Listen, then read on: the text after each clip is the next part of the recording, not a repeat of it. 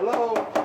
Constable, need to come to the door. From one Houston home to the next. Hello, Constable. Deputy Benny Gant with the Harris County Constable's Office executes judge's orders to evict. Hello, Constable.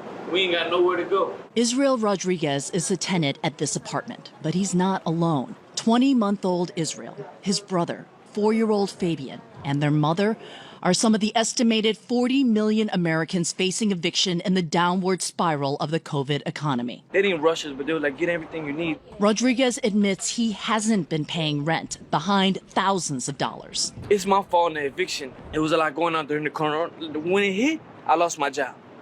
So it took me like a month to get another job. This is my check, but I ain't making it with $300.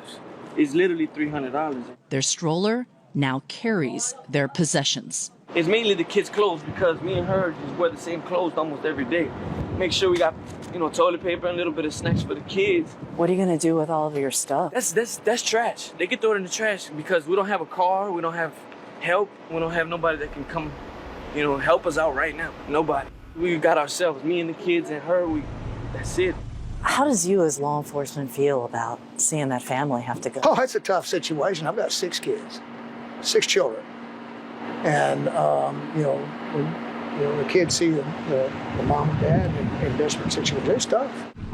That's clear. Deputy Gant, an officer for 35 years, is just starting his day.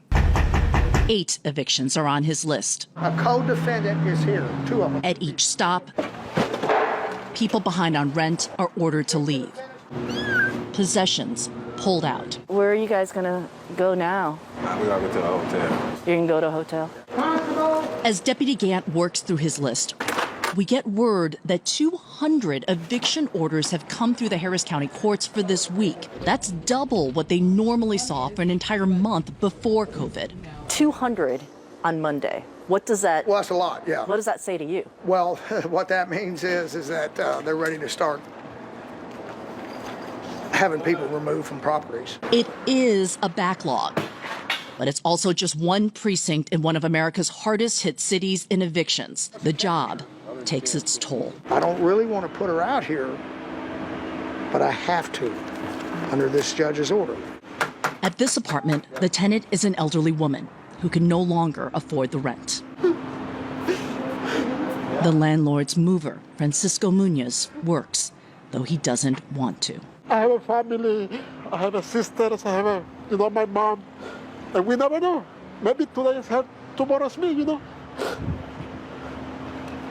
Midway through the eviction, Deputy Gant decides it's too dangerous to evict her in the Houston summer heat. I'm not going to put her out here in this heat. And will call social services instead. You're going to stay today, but tomorrow you're leaving. A one-day reprieve with an uncertain tomorrow. You have a situation where people aren't working, they don't have the money, and they're desperate. Now, a few hours after we spent our day with Deputy Gant, the CDC announced a federal national eviction moratorium. That goes into effect tomorrow. So the interpretation here from the Harris County Precinct 1 constables is that they're going to put a hold on everything. Local agencies, local governments are trying to figure out what this means. John, some evictions will continue. There are specific definitions of who and who can't be evicted. And something important to note, there is no rent forgiveness. So this money will someday have to be paid.